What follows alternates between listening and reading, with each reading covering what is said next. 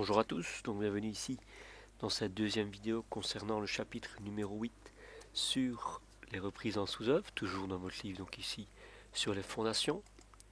Alors donc dans ce chapitre numéro 8 sur la reprise en sous-œuvre, ce qu'on va faire ici, c'est parler du deuxième point qui est la reprise en sous-œuvre par fouille blindée. La première vidéo que l'on a sur ce chapitre 8 concernait le rempiètement, c'était intitulé de la vidéo en partie 1. La partie 2, c'est la reprise en sous-œuvre par fouille blindée. Alors, quelle est la principale différence entre le rempiètement et la reprise en sous-œuvre par fouille blindée? C'est le nom principal qui est la fouille blindée. Ça veut dire que pour ce type de reprise en sous-œuvre, on doit vraiment blinder, donc étançonner les terres tout autour de la zone où on veut faire la reprise en sous-œuvre. Vous avez donc sur le schéma ici par rapport au numéro 3 en gris, le mur existant qu'on va devoir reprendre en sous-œuvre. Vous avez ici donc la partie où va venir se créer le mur en béton, donc juste en dessous du mur existant. On aura toujours ici un étançonnement, donc la bande ici verticale en grise, c'est un étançonnement qui est provisoire mais qui va devenir aussi définitif quand il sera noyé dans le béton. C'est souvent une dalle en béton ou une pré-dalle qu'on utilise. Vous avez ici les étais, donc comme ceci, provisoires, horizontaux et latéraux, donc dans les deux sens. Donc ça c'est dans le sens de la largeur, ça c'est dans le sens de la profondeur, et vous retrouvez ici les planches en bois qui servent d'étançonnement. Alors en vrai à quoi ça ressemble? Ça ressemble à ceci. Donc, vous voyez ici on a le mur existant, et en dessous de ce mur, il n'y a plus de fondation, et on va venir créer ici à l'intérieur un mur en béton qui va servir de fondation pour ce mur-ci. Donc le but principal d'une reprise en sous-œuvre par fouille blindée, c'est de créer des espaces. Bon, souvent ce n'est pas des espaces de vie, puisqu'on est dans un niveau enterré, mais c'est créer des espaces en dessous du niveau des fondations des bâtiments existants. Donc ici on avait une fondation qui est située ici, et nous notre but c'est dans le bâtiment qu'on va faire, c'est créer une pièce ici en dessous. Alors comment est-ce qu'on réalise pratiquement le système? On va créer d'abord et se délimiter une largeur de travail qui se situe entre 1 mètre et 1,50 m et une profondeur qui va jusqu'à 2 mètres. On n'a pas besoin nécessairement d'aller plus loin puisque ça suffit au déplacement d'une personne dans le trou. On fait toujours attention de respecter des couches de creusement de 40 cm couche par couche. Et à chaque 40 cm, on met une petite prédale qu'on plaque contre les terres qui évite l'éboulement de celle-ci. Donc au fur et à mesure, à chaque fois, on va créer ce phénomène-là de creusement jusqu'à arriver au niveau fini que l'on souhaite à l'intérieur. Donc voilà à quoi ressemble une notion de fouille blindée. Donc le mur existant, il est ici en haut. On a les notions de prédale qui sont les éléments gris ici à l'arrière. Notre étançonnement ici latéral.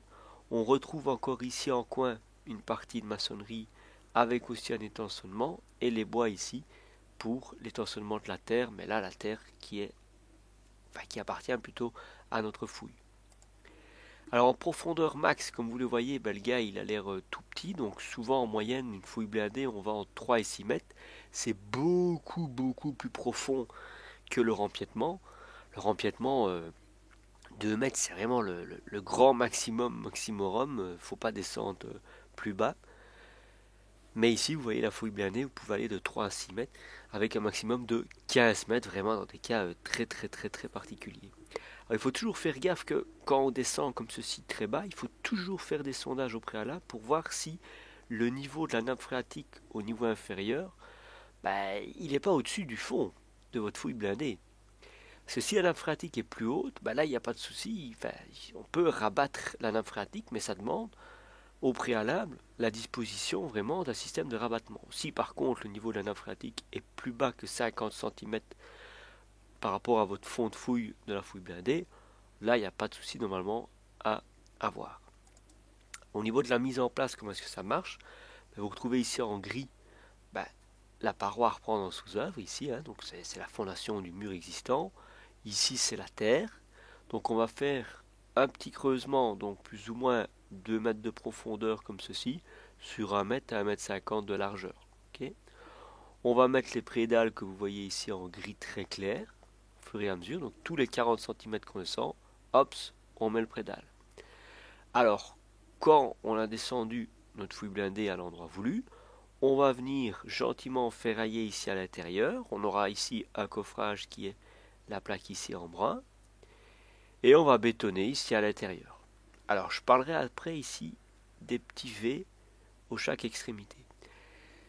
Donc, on attend que ça sèche, mais pendant qu'on réalise ce système-là, on aura déjà prévu, non pas à côté, mais un petit peu plus loin, donc plus ou moins à 4 mètres de là, encore, comme vous le voyez, un creusement avec un étançonnement, puis un ferraillage, et on bétonnera ici la phase 1.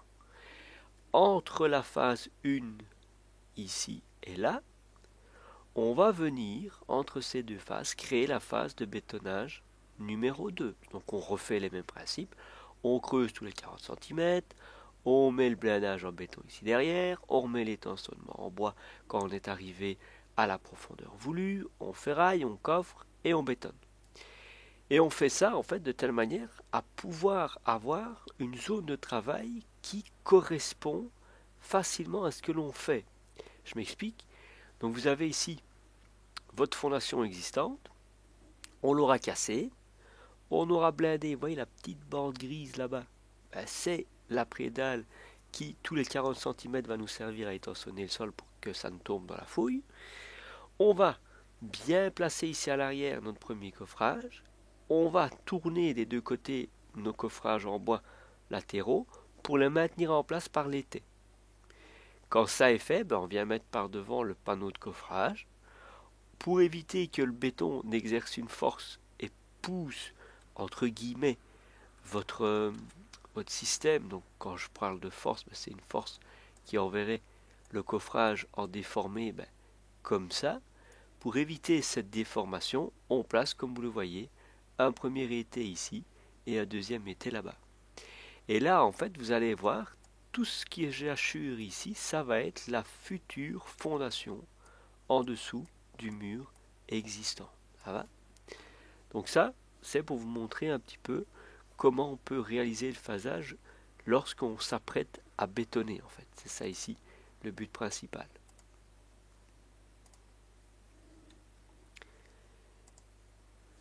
Une fois qu'on a réalisé le bétonnage en phase 1 et en phase 2, on maintient la paroi grâce aux étais, on vient creuser la terre qui aurait entre la phase bétonnée 2 et 1.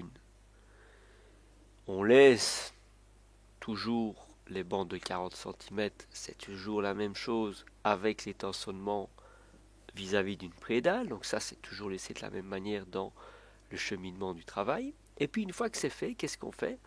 De la même manière, vous le voyez, on reprend un petit étançonnement et un coffrage en bois qui vient un petit peu ici sur l'élément 1 et un petit peu sur l'élément 2, bien sûr sur l'élément 3. On remet les étais, on ferraille, on coule le béton et on attend que ça durcisse. Mais la question que je me pose, c'est, je vous ai dit tantôt, on a des éléments un peu en V là, de chaque côté. De pourquoi ils sont là et à quoi ils servent. En fait, il faut savoir que ces éléments ici sont en V pour assurer la liaison et assurer une liaison facile entre les éléments des reprises en sous-œuvre.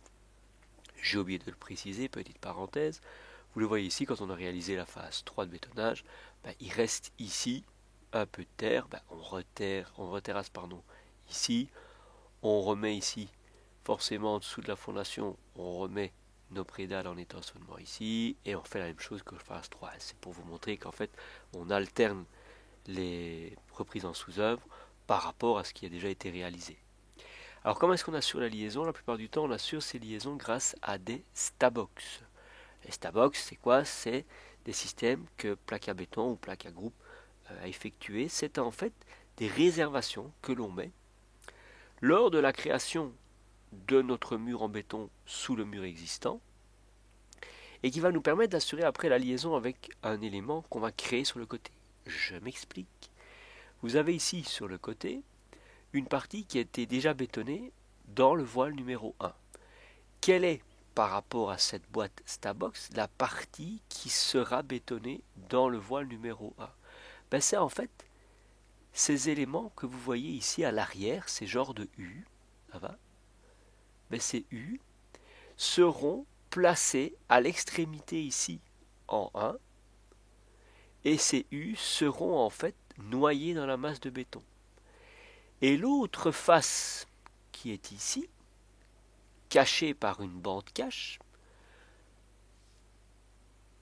c'est par là que vous avez en fait des armatures qui seront les armatures en attente, qu'on dépliera par la suite. Donc, le but principal du système, c'est quand on est en mode de coulage du béton du voile 1 et du voile 2. Donc je dis bien ici et là. On met ces éléments-ci dans le bétonnage des voiles 2 et des voiles 1. Ça permet quoi? Ça permet, une fois qu'on aura coulé le voile 1 et le voile 2 et qu'on aura terrassé le voile 3, de pouvoir reprendre, grâce à ce Stabox, un effort tranchant qui viendra du poids de la maçonnerie qui va reposer sur le voile que vous allez créer. Mais s'il n'y a pas d'armature dans ce voile en béton, ça posera peut-être un petit problème au niveau de sa déformation. Donc il faut qu'on assure la liaison d'armature entre les armatures qui sont noyées dans le voile 1 et le voile 2 par rapport à l'armature que vous allez créer dans le voile numéro 3.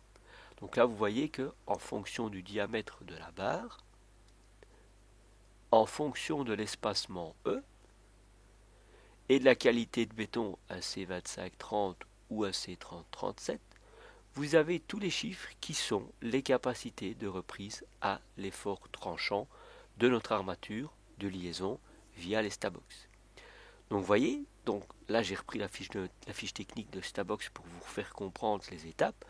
Donc là ici, les éléments U qui appartiennent au Stabox, on va les mettre à l'extrémité du coffrage du voile 1 et du voile 3. De l'autre côté, vous avez la bande cache, donc on va couler le voile 1 et le voile 2. On terrassera le voile 3. On va découvrir les bandes cache. On arrache les bandes cache. À l'intérieur, c'est des barres pliées. Vous prenez un tube, vous dépliez la barre et vous assurez dans ce cas-là, la liaison entre les voiles coulés et ceux que l'on va couler. Le meilleur exemple, c'est cette photo-ci. Je ne peux pas faire mieux. Vous avez ici donc toutes les bandes de 40 cm à chaque fois étançonnées. Et vous voyez sur le côté les grandes caches qui ont été défaites et les barres qui ont été pliées, que vous n'avez plus qu'à redéplier pour replacer à l'horizontale à chaque fois. Donc là, on a le coulage du voile 1, on a le coulage du voile 2, et nous, notre but, c'est de venir créer ici le voile numéro 3. Et donc, avant de le créer, avant de coffrer, on va déplier toutes les barres pour les mettre toutes à l'horizontale. On va coffrer le tout et on va bétonner au fur et à mesure. Ça va? Comme ça, en fait, ces liaisons vont permettre de mettre une armature dans le voile 3 et les U, ils sont scellés dans le voile 2. Les U ici sont scellés dans le voile 1 et les armatures dépliées seront dans le voile 3. Donc vous voyez, les Stabox, ça assure les liaisons à chaque fois dans les éléments de reprise en sous-œuvre par fouille blindée. Ça va? Alors vous allez me dire, monsieur, comment est-ce qu'on va essayer de réaliser en fait ces notions de fouille blindée? Parce que le poids du bâtiment est toujours là. Et il y a une partie qui sera dans le vide avant de bétonner. En fait, ça ne cassera pas. Donc on va dire le système ne cassera pas, la maison ne va pas se casser et s'effondrer ici en V, grâce au fait que votre maçonnerie est liée l'une à l'autre. Donc tous les blocs de la maçonnerie sont collés l'un à l'autre par du mortier, par ce que vous voulez, et donc ça crée en fait une notion d'adhérence pour transférer plus facilement cette notion d'adhérence entre les blocs, transférer l'effort dans les semelles existantes ou dans les semelles et les voiles déjà existantes par rapport aux reprises en sous-œuvre. Donc c'est pas parce qu'il y a une fouille blindée que d'office, le bâtiment, à l'endroit où il n'y a plus de fondation en dessous du mur, ça va claquer. C'est pas ça. C'est grâce à l'effet de voûte que vous garantissez toujours un phénomène de continuité dans le transfert d'effort. Et c'est pour ça que les largeurs de reprise en sous-œuvre par fouille blindée ne dépasseront jamais 1 mètre à 1 mètre 50. Pourquoi? Au plus, je vais y arriver. au plus vous allez avoir une largeur importante, au moins vous allez garantir l'effet de voûte. Donc c'est pour ça que 1 mètre, 1 mètre 50, ça suffit largement pour assurer le transfert de l'effort à la fondation et au voile déjà pré-coulé pour la reprise en fouille blindée.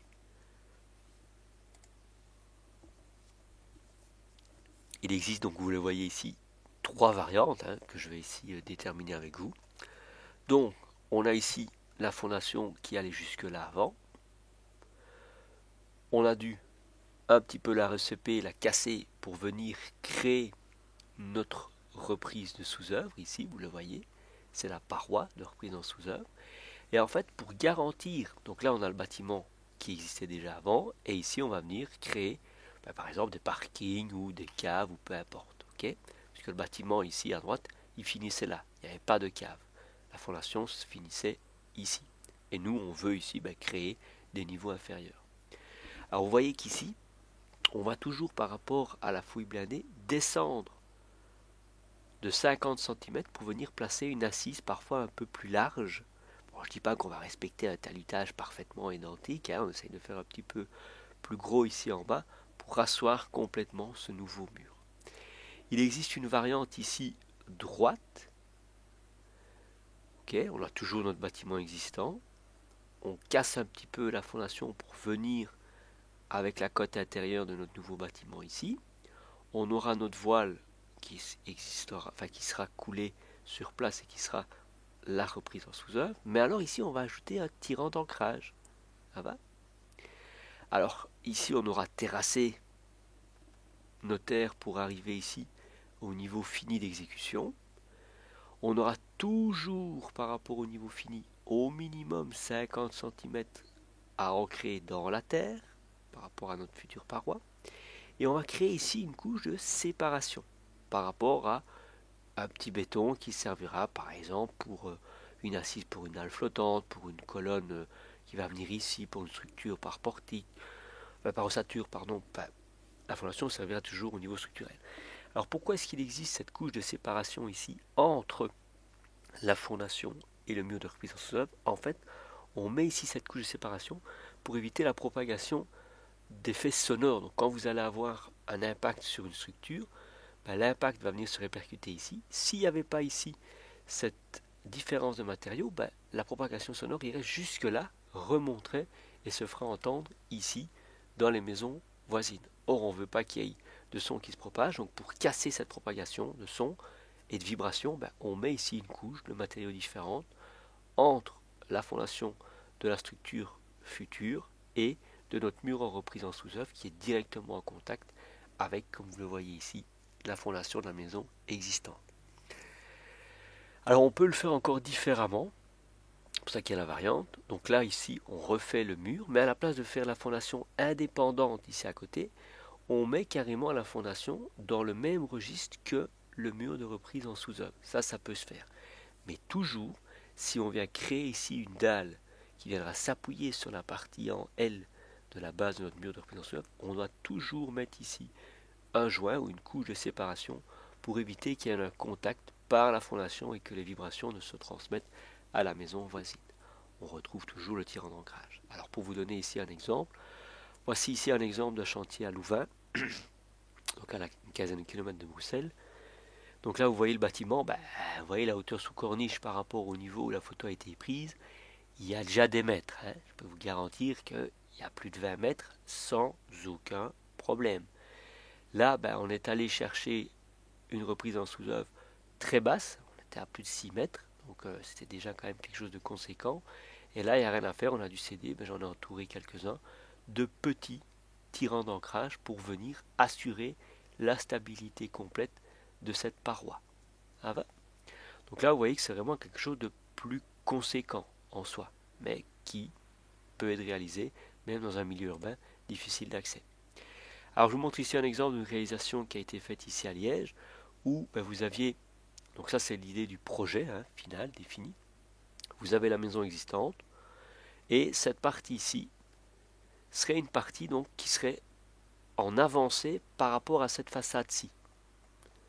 Donc il y a une terrasse qui est délimitée ici, et les garages ici en dessous avec une pièce de vie des pièces de vie ici, juste au-dessus des 3 garages. Le problème qu'on rencontrait, c'était qu'il y avait une différence de niveau importante entre ce niveau-ci et ce niveau-ci, et qu'on devait créer complètement un système d'annexe en dessous d'une maison existante. Avant, il n'y avait pas de système d'annexe, c'était la façade et on rentrait par un escalier. Donc il a fallu créer un mur en dessous de la façade existante. Donc voilà la façade existante. Et voyez, ici, c'était simplement de la terre, point barre. Et il y avait un accès avec une terrasse au niveau 0. Donc ce qui a été décidé de faire, c'est de creuser ici pour venir implanter les garages, mais on allait être en dessous du mur existant. Donc, ce qui s'est passé, c'est qu'on a creusé au fur et à mesure. On est arrivé ici, en dessous, au niveau des murs de cave. On a cassé ces murs de cave pour venir créer notre future paroi qui sera la reprise en sous-œuvre. Alors, comment est-ce que ça a été fait? On est venu étançonner comme ceci. Coffrage, vous voyez, latte contre latte, madrier, étai. On l'a poussé avec, comme vous le voyez là-dessus, le bras de la pelle et son godet. On est venu placer ici les fondations pour les futurs murs de séparation. Et vous avez ici le tube, qui est le tube pour amener la phase de bétonnage. Ça va? Il y a un coffrage qui est placé ici sur le côté pour éviter que le béton ne pousse encore et ne parte ici sur le côté. Donc, une fois que la reprise a été faite en sous-œuvre, on vient reprendre les paillasses, on creusait un peu sur le côté et on faisait essayer le système. Donc vous voyez, c'est encore un autre système de reprise en sous-œuvre. Hein. C'est pas du rempiètement de base, mais c'est une notion de reprise en sous-œuvre par fouille blindée. Mais là, je vous montre vraiment un cas pratique. Donc on continuait comme ça au fur et à mesure, on cassait, on attendait que le béton sèche au fur et à mesure. Une fois qu'arrivait le dernier élément ici sur le côté, on terrassait complet, on coffrait. Donc là, vous voyez qu'on avait déjà une belle largeur de bétonnage. On étançonnait par les moyens du bord et on coulait notre béton par au-dessus. Pour ça qu'on laisse toujours ici une ouverture pour le couler par au-dessus. Une fois que ça a été fait, on était bon. Ça va? Donc voilà ici le niveau fini de la reprise en sous-œuvre et l'est-époque ici qui servait à la future création des boxes de garage. Ceci clôture donc votre deuxième partie sur la reprise en sous-œuvre pour votre chapitre 8.